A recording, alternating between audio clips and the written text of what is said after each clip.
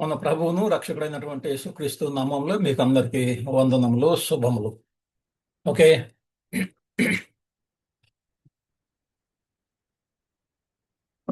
మనము గతంలో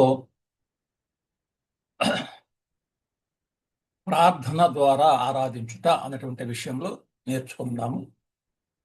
ఓకే. ఆ ప్రార్థన ఎలా చేయాలి, ఎందుకు చేయాలి, ప్రార్థన అంటే ఏంటి అనే సంగతిని మనము కూలంకషంగా నేర్చుకుందాం. ఈరోజు మనము పాటలు ఎలా పాడాలి, ఆరాధనలో పాటలు ఎలా పాడాలి అన్నటువంటి అంశాన్ని నేర్చుకోబోతున్నాం. అంటే ఈరోజు పాటలు పాడటం అనేటువంటిది చాలా వివాదాస్పదంగా ప్రపంచ క్రైస్తవ మతంలో వివాదాస్పదంగా ఉంది. కాబట్టి ఈ అంశం కూడా మనము నేర్చుకోవటము చాలా చాలా ముఖ్యమైనటువంటిది. పాటల ద్వారా దేవుణ్ణి ఆరాధించాల, ఎలా ఎలా ఆరాధించాలి అనేటువంటిది నేర్చుకుంటాం. పాటలు worship through songs, worship through songs. పాటలు అనేటువంటిది మనము మొదటగా అర్థం చేసుకుంటాం. ఈరోజు పాట అనగా నేమి, మీరు ఒక ప్రశ్న రాసుకోండి, క్యాపిటల్ ఏ పెట్టుకొని ఒక ప్రశ్న రాసుకోండి. ఆ ప్రశ్న ఏంటంటే పాట అనగా నేమి. ఓకే, అక్షరార్థంగా నీకు అర్థం చెప్తున్నాను. అక్షరార్థంగా పాటకు అక్షరార్థమైనటువంటి అర్థం ఏంటి అంటే, పాట అనగా అర్థవంతమైన మాటలు అని. పాట అంటే ఏందో కాదు, అర్థవంతంగా ఉండాలి, ఇతరులకి అర్థం కావాలి. ఆ మాటల్ని మనము ఒక వినసొంపుగా రాగంతో మాట్లాడతాము, లేకుంటే పాటలు పాడతాము. అది దాని అర్థం అక్షరార్థంగా. పాట అనగా అర్థవంతమైన మాటలు, లేకపోతే వినసొంపుగా రాగంతో చెప్పే మాటలు. ఆ మాటల్ని ఏమన్నామంటే పాట అన్నాం. ఎందుకంటే దానికి రాగం యాడ్ చేస్తున్నాం కాబట్టి, అది వినసొంపుగా ఉంటుంది కాబట్టి, ఇతరులకు వీణులు విందుగా ఉంటుంది కాబట్టి దాన్ని మాటలు అనకుండా పాటలు అన్నాం, పాట అన్నాం. మనం విడివిడిగా చెప్పేటువంటి మాటలు, అది వినసొంపుగా రాగంతో పాడితే అది ఏమవుతుంది, పాట అవుతుంది. ఓకే. మీకు ఇంకా క్లియర్గా చెప్పాలంటే, మాటలు ప్లస్ రాగము, మాటలు ప్లస్ రాగము, మాటలకి రాగము తోడైతే అది పాట అవుతుంది. ఓకే. ఈ పాట ఒకరి నుంచి వేరొకరికి బదిలీ కాబడినటువంటి మాటలు. ఓకే. దీని యొక్క భావార్థంగా చూసుకుంటే, పాట అంటే ఏంటంటే ఒక్క వ్యక్తి నుంచి వేరొక వ్యక్తికి బదిలీ అవుతుంది, ట్రాన్స్ఫర్ అవుతుంటుంది. నేను పాడుతుంటే వేరే వాళ్ళు ఫాలో అవుతుంది. మనం పాడుతున్నాం పాట, మన ఫాలోవర్స్ ఉంటారు, అందరూ కలిసి పాడతారు. ఓకే.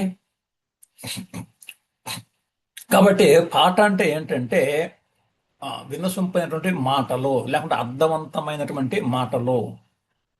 పాట అంటే ఏంటంటే మాటలు ప్లస్ పాట రెండు కలిసి రాగము, మాట ప్లస్ రాగము కలిస్తే పాట. పాట ఒకరి నుండి ఒకరికి వేరొకరికి బదిలీ కాబడినటువంటి మాటలు, ఒక వ్యక్తుల నుంచి ఇంకొక వ్యక్తులకి బదిలీ జరుగుతుంటది. ఆ మాటలనే మనము పాట అన్నాము. అంటే మాటలు కూడా బదిలీ జరుగుతాయి. కొంతమందికి పాటలు అంటే చాలా ఇష్టంగా వింటారు, కొంతమంది కంటే మాటలు అంటే ఇష్టంగా వింటారు. కాబట్టి దేవుడు ఆ పాటని ఎందుకు ఎన్నుకున్నాడో ఆ దేవునికి ఒక అర్థం ఉంది. కాబట్టి దేవుడు పాటను ఎన్నుకున్నాడంటే అందులో ఏదో గొప్ప విషయము ఉన్నట్టే. ఇంగ్లీష్లో పాటను ఏమన్నాడంటే సాంగ్ అన్నారు, సాంగ్. ఓకే. సాంగ్ అంటే ఇంగ్లీష్లో, మన తెలుగులో పాటని ఏ విధంగా ఆ వినసొంపైనటువంటి మాటలు అని చెప్పి, అర్థవంతమైన మాటలు, లేకుంటే వినసొంపుగా ఉన్నటువంటి రాగంతో పాడేటువంటి ఆ మాటలు అని చెప్పి అన్నమే, అలాగనే ఇంగ్లీష్లో కూడా సాంగ్ని మీనింగ్ఫుల్ కంపోజింగ్ వర్డ్ అంటారు. మీనింగ్ఫుల్ కంపోజింగ్ వర్డ్, లేదంటే హార్మోనిస్ అండ్ ప్రిడికల్ సౌండ్. అంటే periodical sound, harmonious and periodical sound, ఒక వినసొంపైనటువంటి రాగము. ఓకే, దాన్ని ఇంగ్లీష్లో మీనింగ్ఫుల్ కంపోజింగ్ వర్డ్. లేదంటే ప్లస్ దానికి ఏం చేయాలి అంటే హార్మోనిస్ అండ్ పీరియాడికల్ సౌండ్. ఆ పీరియాడికల్గా ఒకదాని వెంట వినసొంపుగా ఉన్నటువంటి ఆ సౌండ్ని సాంగ్ అన్నారు ఇంగ్లీష్లో, తెలుగులో పాట అన్నారు. ఓకే, కొన్ని పదాలని మనము ఖచ్చితంగా సేకరించాలి. హెబ్రీలో, అలాగే గ్రీకులో, అలా ఇంగ్లీష్లో, తెలుగులో. హెబ్రీలో సిరియాహ్ అన్నారు. సిరియాహ్ ఇది నౌన్, పాట అని. అది వెర్బ్ ఫార్మ చెప్పాలంటే సిరియాహ్ సర్ అన్నది. సిరియాహ్ సిర్ అంటే వెర్బ్. పార్ట్స్ ఆఫ్ స్పీచ్ మనం చిన్నపిల్లలప్పుడు పార్ట్స్ ఆఫ్ స్పీచ్ నేర్చుకున్నాం కదా, అది కానీ చూస్తే వెర్బ్ ఫార్మ చెప్పాలంటే సిరియాహ్ సిర్ అన్నారు. నౌన్ ఫామ్లో చెప్తే సిరియాహ్ అన్నారు. సిరియాహ్ ఇది హెబ్రీ భాష. ఆ తర్వాత గ్రీక్ భాషలోకి వచ్చేటప్పటికల్లా కొత్త నిబంధనలో ఏమనంటే అడో అను. అడో, అడే అంటే నౌను. అడో అనేటువంటిది క్రియా విశేషం, వెర్బ్. అడో, ఒడే, అడో. ఒడే అంటేమో నౌన్ ఫాము గ్రీకులో, ఆడో అంటే క్రియారూపం, వెర్బ్ ఫామ్. అదే ఇంగ్లీష్లో అయితే సాంగ్, నౌన్ ఫామ్. మరి వెర్బ్ ఫామ్ అయితే సింగ్ అంట. సింగ్, సాంగ్, సింగ్. ఒడే, అడో గ్రీకులో. హెబ్రీలో సిరియాహ్ సిర్సర్, సిర్. తెలుగులో అయితే పాట, పాడుట, పాట, పాడుట. పాట కావచ్చు, గీతం కూడా కావచ్చు. మనం కొంచెము లాంగ్వేజ్ని మనము మాడిఫై చేసుకుంటే గీతము అంటాం. అది సాంస్క్రిట్ పదం. తమిళంలో కూడా గీతము అంటారు. ఓకే, ఆ గీతం కావచ్చు, పాట కూడా అనొచ్చు. అచ్చ తెలుగులో అయితే పాట అంటారు. కొంచెం గ్రీక్ మన సంస్కృతాన్ని యాడ్ చేసుకుంటే గీతము అంటారు. గీతము అన్న పాట అన్న ఒకటే. దీన్ని నౌన్ ఫామ్లో పాట లేకుంటే గీతం అన్నారు. వెర్బ్ ఫామ్లో చెప్పాలంటే పాడుట అని. ఈ 4 భాషల్ని మనము అర్థం చేసుకోగలగాలి. ఒకటేంటి హెబ్రీ సిరియాహ్ అన్నారు నౌన్ ఫామ్లో, సిర్ అన్నారు వెర్బ్ ఫామ్లో. గ్రీకులో ఏం చెప్పాడు? ఓడే అన్నారు నౌన్ ఫామ్లో. అంటే వెర్బ్ ఫామ్లో ఏం చెప్పాడు? అడో అన్నారు. ఇంగ్లీష్లో ఏమన్నాడు? సాంగ్ అన్నాడు నౌన్ ఫామ్లో. వెబ్ ఫామ్లో ఏం చెప్పాడు? సింగ్ అన్నాడు. తెలుగులో ఏమన్నాడంటే గీతము లేకుంటే పాట. వెబ్ ఫామ్లో అయితే పాడుట.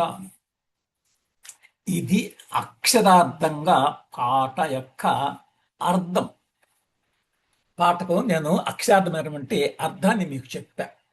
ఒకటేమో గ్రీకులో, ఒకటేమో హెబ్రీలో, ఒకటేమో ఇంగ్లీష్లో, మరొకటి తెలుగులో. అర్థము అక్షరార్థంగా అర్థం. ఓకే, ఇప్పుడు మనము ఆరాధనలో పాటలున్నాయి. పాటలు ఎలా పాడాలో, మరి ఆ యొక్క అర్థం ఏంటి పాట అంటే అనేటువంటి ఒక మంచి అంశం. ఇది చాలా మంది చదువుకున్నటువంటి సువార్థికులు కావచ్చు, పెద్దలు కావచ్చు, మంచి విశ్వాసి కావచ్చు, స్త్రీ కావచ్చు, పురుషుడు కావచ్చు, దీని యొక్క అర్థమని తెలుసుకొని దేవునికి నచ్చినట్లుగా పాటలు పాడుట చాలా గొప్ప విషయం. దేవుడు అలా సంతోషిస్తాడు మన పాటలను.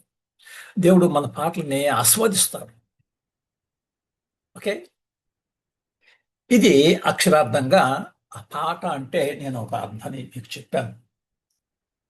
ఓకే, పాట యొక్క నిర్వచనాన్ని మీకు ఇప్పుడు చెప్పబోతాను. నిర్వచనము ఒక నిర్వచనం రాసుకోండి. నిర్వచనం ఏంటంటే భావమును లేక సత్యమును, యొక్క భావం, పాటలో ఉన్నటువంటి భావం రాగము ద్వారా వ్యక్తపరిచే క్రియయే పాట. రాగము ద్వారా ఆ భావాన్ని ఆ యొక్క మనం ఏదైతే పాడుతున్నామో దాంట్లో నుండి భావం రావాలి, లేకుంటే దాంట్లో నుండి సత్యం రావాలి. ఎందుకోసం పాడుతున్నామో పాట, ఆ రాగము ద్వారా వ్యక్తపరిచేటువంటి క్రియ, అని చెప్పిన క్రియ, పాడుట, లేకపోతే సింగ్, అడో, సిరెక్ సిర్, ఆ యొక్క ఆ క్రియ రావాలి. అదే పాట. దాన్నే దాన్ని పాట అన్నాము. మళ్ళీ ఒకసారి చెప్తాను. భావమును లేక సత్యమును రాగము ద్వారా వ్యక్తపరిచే క్రియ, అదే పాట అంటే. సంగీతము అంటే గాత్రము. సంగీతము గాత్రం. సంగీతం అంటే నోట్లో నుంచి, గొంతులో నుంచి, నాలుక ద్వారా బయటకు వచ్చేటువంటిది గాత్రము. లేకుంటే సంగీతం అంటే మంచి పాట అని అర్థం. మంచి పాట అని అర్థం. మంచి పాట. సంగీతం అంటే దానికి ఒక గొప్ప అర్థం ఉంటుంది, బలమైనటువంటి అర్థం ఉంటుంది. ఓకే. పాట అంటే కొంచెం బలహీనంగా ఉంటుంది అర్థం. ఓకే. గీతము అంటే ఒక అది ఒక పేవలంగా ఉంటుంది. ఓకే. సంగీతం అంటే చాలా బలంగా ఉంటుంది. దాన్ని కొంచెం ఇంప్రూవ్ చేస్తుంది. దాన్ని బలాన్ని పెంచుతుంది సంగీతం అంటే. ఇప్పుడు మీకు ఒక రెఫరెన్స్ చెప్తాను, చూసుకుందాం. 1 కొరింథీ 14 అధ్యాయము 15 వచనం. 14, 15. కాబట్టి ఆత్మతో ప్రార్థన చేతును, మనస్సుతోనూ ప్రార్థన చేతును, ఆత్మతో పాడుదును, మనస్సుతోనూ పాడుదును. ఇది చాలా ఇంపార్టెంట్. మనం ఇంతకుముందు చదువుకున్నాం, ప్రార్థన చేసేటప్పుడు ఆత్మతో ప్రార్థన చేయాలి, మనస్సుతో ప్రార్థన చేయాలి. సేమ్ అదే విధంగా పాట కూడా ఆత్మతో పాడుదును, మనస్సుతో పాడుదును. ఓకే.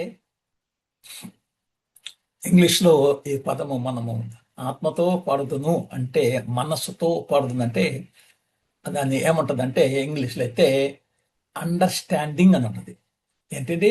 అండర్స్టాండింగ్ అంటే అర్థం చేసుకొని పాట పాడటము. అర్థం కావాలి. ఊరికనే పాట పాడటం అంటే అది అర్థం లేకుండా పాడేటువంటిది కాదు. అది అండర్స్టాండింగ్. ఆ అర్థం మనసుతో పాడాలి, ఆత్మతో పాడుతాను.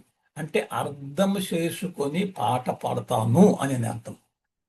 అర్థం చేసుకొని ప్రార్థన చేస్తాను. ప్రార్థన అంటే ఏంటో తెలియాలి, ఎందుకోసం తెలియాలి, ఎందుకోసం చేస్తానో తెలియాలి, ఆ ప్రార్థన తండ్రికి ఎలా చేరాలనో తెలియాలి, ఎవరి ద్వారా చేయాలో ఆ సంగతి తెలుసుకుందాం ఇంతకుముందు. అయితే ఇప్పుడు పాట ఎలా పాడాలంటే ఆత్మతో పాడుదును. క్రియా విశేషం పాడుదును అంటే. మనస్సుతోనూ పాడుదును. ఆ క్రియ ఎలా జరగాలంటే మనస్సులో నుంచి రావాలి. ఆత్మతో పాడుదును అంటే అర్థం చేసుకొని పాట. అర్థం చేసుకొని పాటను పాడాలి అనేటువంటిది ఈ యొక్క లేఖనం యొక్క అర్థం. కీర్తన గ్రంథము 100 కీర్తన. 100 కీర్తన చూడండి ఒకసారి. సమస్త దేశములారా యెహోవాకు ఉత్సాహ ధ్వని చేయుడి, ఉత్సాహ ధ్వని చేయుడి. సమస్త దేశముల వారా, అది అమెరికా కావచ్చు, చైనా కావచ్చు, రష్యా కావచ్చు, ఇజ్రాయెల్ కావచ్చు, ఎవరన్నా కావచ్చు, ఇండియా కావచ్చు.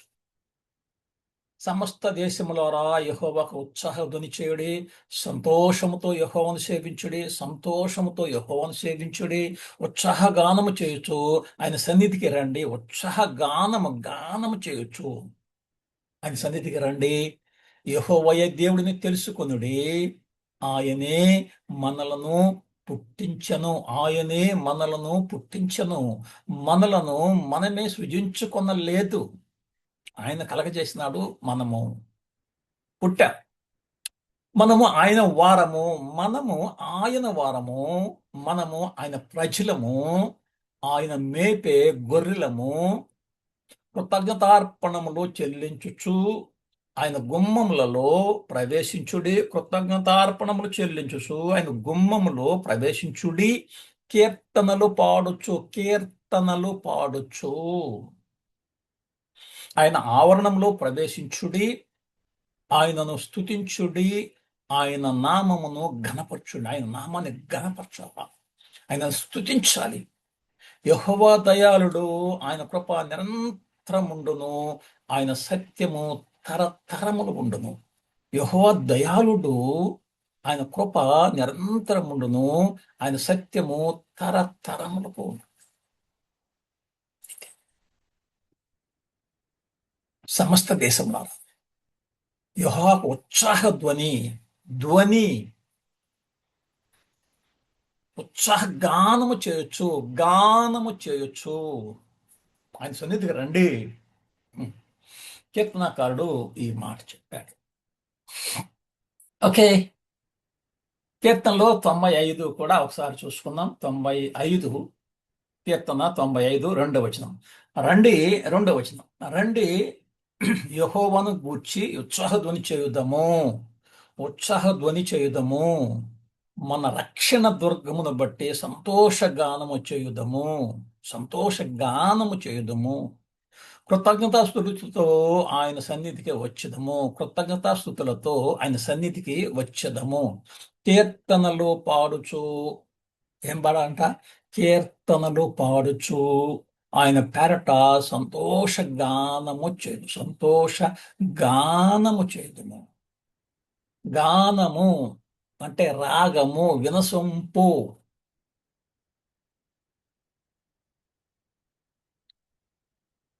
ఈ 2 లేఖనాలు చూస్తే మనకేం అర్థమవుతుంది? ఉత్సాహ ధ్వని అని, సంతోషగానము అని. కీర్తనలు పాడుచు సంతోషగానము చేస్తాము. ఆయన సన్నిధికి రండి, యెహోవా సన్నిధికి రండి, ఉత్సాహగానంతో గానము చేయొచ్చు. అంటే ఏంటి? ఇందులో గొంతులో నుంచి బయటకు వచ్చేదా, లేకుంటే వాయిద్యాల ద్వారా బయటకు వచ్చేదా అన్నటువంటిది మనకు అర్థమవుతుంది. Okay, note, a music is a organised sound. A music note రాసం. A music is a organised sound. ఒక సిస్టమ్ కాదు, ఒక రిథమ్ అంటారు, ఒక వ్యక్తీకరణ, అది వ్యవస్థీకృత ధ్వని, ఒక నీట్గా. ఆ ధ్వనినే సంగీతము అని అంటారు. ఇంకొక నోట్ ఏంటంటే, ఈ music is A communicated activity. ఒక నుంచి ఒకరు communicated. Music is A communicated activity which conveys to the listener mood.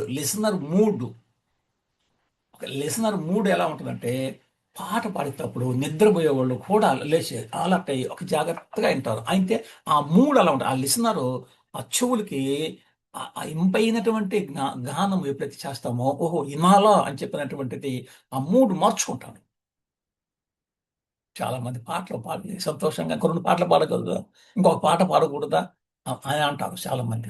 అంటే కొంతమందికి, అందరికి కాదు, నూటికి ఒక 60-40% పాటలు.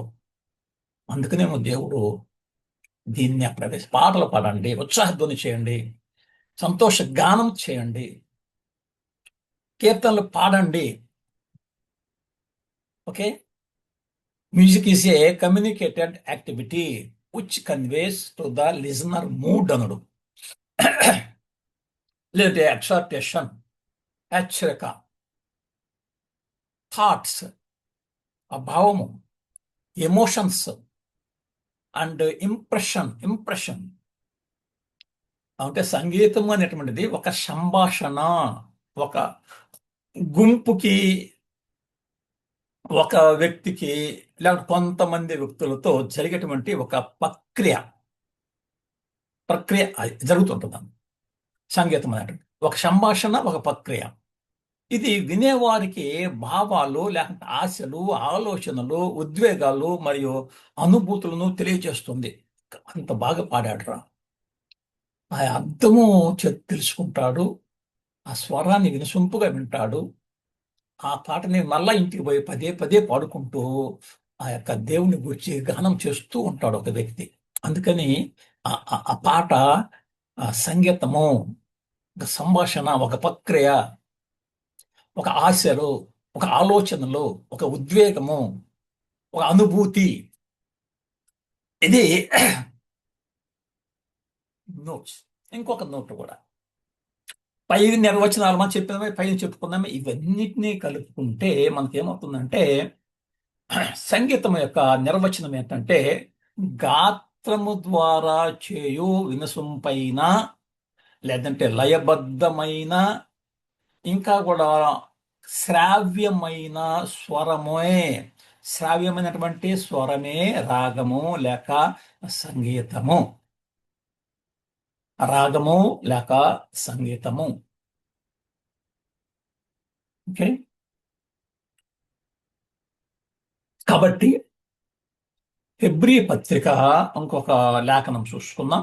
ఇంకొక లేఖనం చూసుకొని మనం ముగించుకుందాం. జస్ట్ మీకు పాట అంటే ఒక అర్థం తెలియాలి. మొట్టమొదటి అర్థం తెలియకుండా మనము పాటని పాడలేము. పాట అంటే ఏంటో తెలియకుండా పాట పాడలేము. ప్రార్థన అంటే తెలియకుండా ప్రార్థన చేయలేము. ఏది కూడా ప్రార్థనే కావచ్చు, ఒక పాటలే కావచ్చు, లేకపోతే ఒక ఆరాధనే కావచ్చు, ఒక బాప్తిస్మే కావచ్చు. బాప్తిజం అంటే ఏందో తెలియకుండా బాప్తిజం తీసుకోలేము. విశ్వాసం అంటే ఏందో తెలియకుండా విశ్వసించలేము.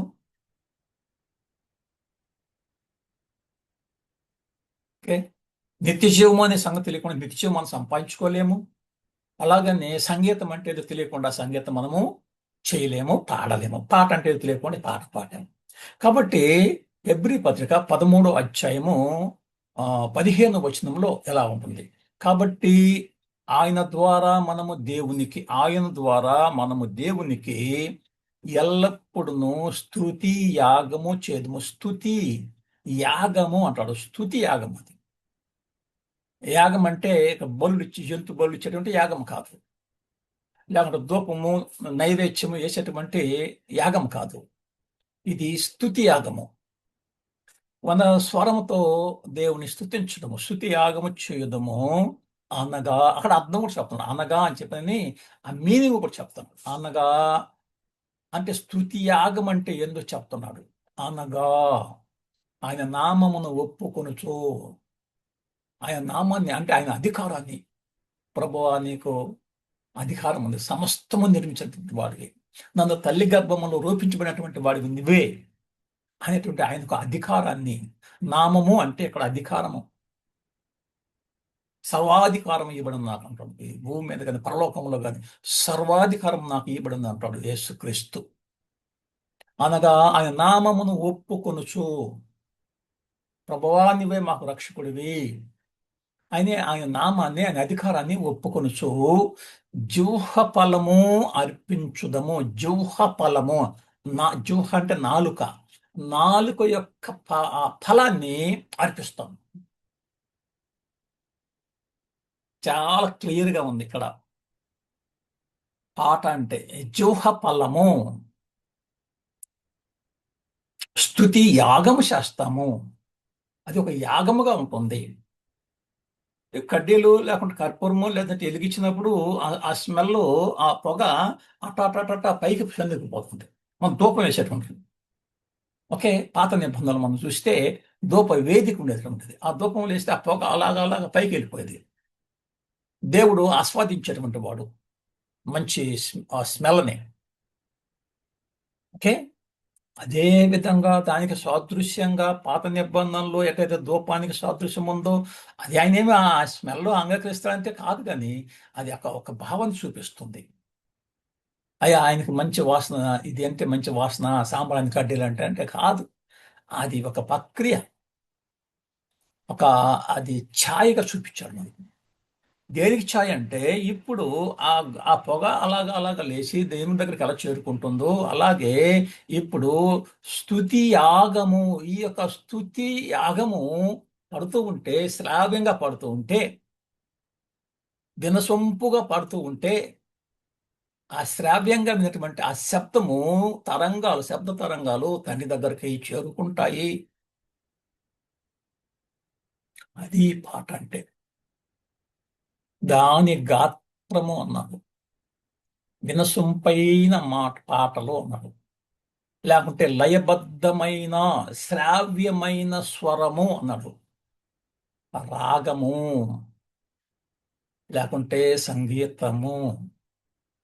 ఆ జోహ ఫలం ఆయన నామాన్ని ఒప్పుకుంటూ మన జోహ ఫలము ఆయనకి అర్పించుదాము అంటాడు. అర్పించాలి ఇది జోహ ఫలం, ఇది యాగం. అది దేవుడు చాలా ఇష్టపడుతున్నాడు. కాబట్టి ఆయన నామము ద్వారా, ఆయన ద్వారా మనం దేవునికి ఎల్లప్పుడూ నిరంతరము జరిగేటువంటి ఒక ప్రక్రియ పాట.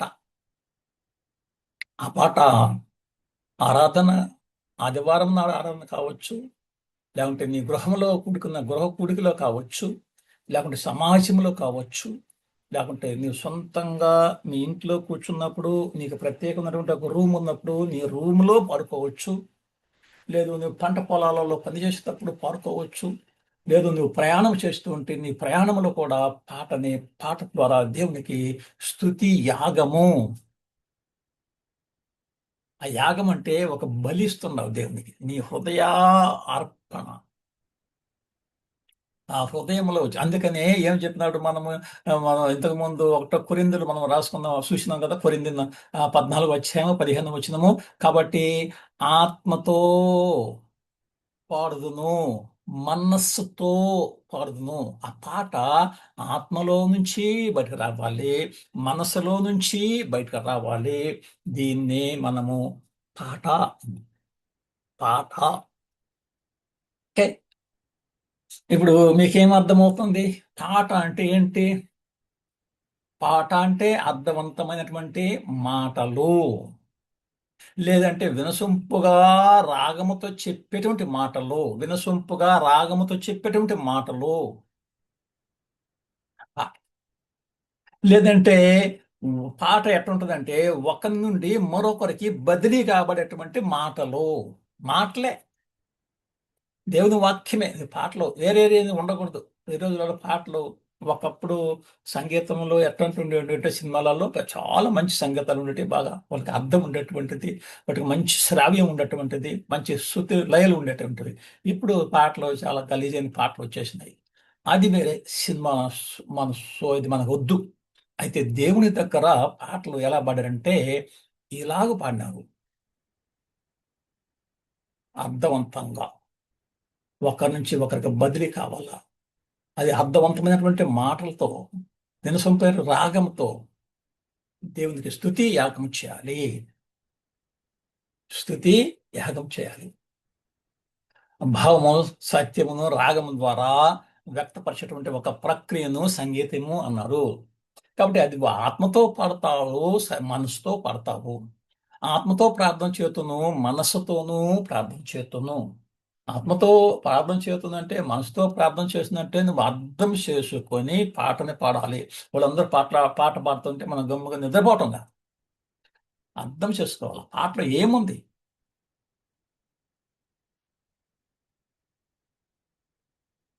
ఆయనే నా సంగీతము అని పాట పాడుతుంటాం. ఆయన నా సంగీతము అంటే నా ఆనందము, నా పాట. అలాగూ మనము పాటల్ని పాడాలి. దీన్ని సంగీతము అని అన్నాడు, పాటలు అన్నాడు. మళ్ళా ఇంకొక సెక్షన్లో మనము ఆ పాట అంటే ఏంటి, సంగీతం అంటే ఏంటో కూడా క్లియర్గా మీకు చెప్పడానికి నేను ప్రయత్నం చేస్తాను. దేవుని చిత్తం అయితే ఈసారి క్లాసులో కలుసుకున్నప్పుడు ఈ పాటలకి కొన్ని వర్గీకరణలు ఉంటాయి. వర్గీకరణ ఆ రాగాన్ని బట్టి, లేకుంటే రాసేటువంటి విధానము, లేకుంటే ఏ ఉద్దేశంతో పాట పాడుతున్నాడు అనేటువంటి 3 విభాగాల్ని నేను మీకు చెప్తాను. దయచేసి అప్పటిదాకా ఈ వీడియోలు చూస్తూ ఉండండి. ఈ వాస్తవం ఎంతో తెలుసుకోండి. పాట అంటే అర్థం ఏంటో తెలుసుకోండి. ఆయన ద్వారా మనము దేవునికి ఎల్లప్పుడూ స్తుతి యాగం చేద్దాము.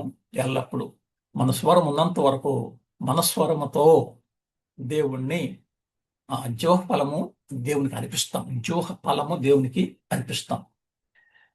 ఓకే. దేవుని చిత్తమైతే వచ్చే క్లాస్‌లో మళ్ళా తిరిగి కలుసుకుందాం. అంతవరకు సెలవు. మీరు వీడియోలు చూస్తూ ఉండండి. మీ ఫ్రెండ్స్‌కి షేర్ చేయండి. సబ్స్క్రైబ్ చేసుకోకపోతే సబ్స్క్రైబ్ చేసుకోండి. మీకు నచ్చితే లైక్ చేస్తూ ఉండండి. దేవుని చిత్తమైతే మళ్ళా కలుసుకుందాం. మీ కొరకు మేము ప్రార్థన చేస్తుంటాము. మా కొరకు మీరు ప్రార్థన చేయండి. మనం ఒకరికొకరము సహకరించుకుందాం. ప్రార్థన సహకారం అని మనము ఇచ్చిపుచ్చుకుందాం. వందనాలు.